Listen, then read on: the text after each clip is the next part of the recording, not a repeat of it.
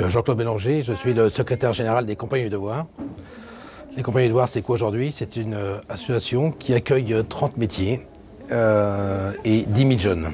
10 000 jeunes en formation, du CAP donc jusqu'à la licence professionnelle. Ces jeunes donc, suivent un parcours de 6 années avec une formation qui leur permet donc d'avoir une licence professionnelle en fin de parcours. L'intérêt des Compagnies du Devoir, c'est de préparer des jeunes aux compétences d'aujourd'hui et de demain pour répondre aux besoins des entreprises. Il faut savoir que les entreprises ont des métiers aujourd'hui qui évoluent terriblement vite. Et c'est vrai que les Compagnies du Devoir, à travers la cellule de devenir des métiers qu'ils ont sur chacun des métiers, permet aussi de réfléchir sur chacun des métiers et de préparer les jeunes aux compétences nécessaires aux besoins des entreprises de demain. Certes que les jeunes qui sont formés chez les Compagnies du Devoir, nous disons souvent que nous sommes sur l'élite des jeunes qu'on peut trouver sur le marché du travail. Il faut savoir que les jeunes que l'on recrute sont les mêmes que ce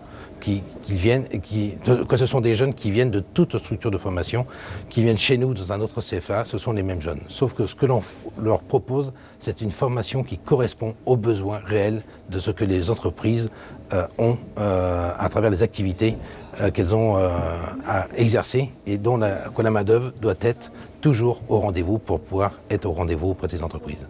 Aujourd'hui, donc, nous constatons que les jeunes qui sont en formation ont besoin de parler une deuxième langue. Avec Jean Arthuis, nous avons travaillé ensemble pour que l'on puisse permettre à des jeunes, par la voie de l'apprentissage, de pouvoir bénéficier d'une expérience dans un autre pays à travers leur contrat d'apprentissage. Aujourd'hui, à travers ce qui a été voté dernièrement, l'entreprise qui va employer un jeune apprenti va pouvoir quitter l'entreprise pendant entre 6 et 12 mois sans que l'entreprise puisse rester responsable du jeune à travers le contrat d'apprentissage. Et ça, c'est une vraie avancée qu'avec Jean Arthuis, nous avons pu mettre en place, car aujourd'hui, le frein que l'on pouvait avoir, c'était de garder la responsabilité du jeune auprès de l'entreprise quand il partait à l'international. Et quand on regarde à travers la réforme de l'apprentissage, quand dans cet objectif, nous avons 15 000 jeunes que nous devons faire partir à l'international sur les 5 années futures, je pense que ce dispositif qui est proposé par le Erasmus+, doit nous permettre de pouvoir réussir cet objectif. Et c'est vrai qu'à travers le partenariat que nous avons avec Weston, nous avons pu échanger des jeunes avec le Japon, qui nous a permis de pouvoir avoir une expérience auprès de ces jeunes-là dans une entreprise de haute compétence, ainsi que l'entreprise Weston, qui ces jeunes-là ont pu travailler aussi par les hautes compétences que cette entreprise a aussi.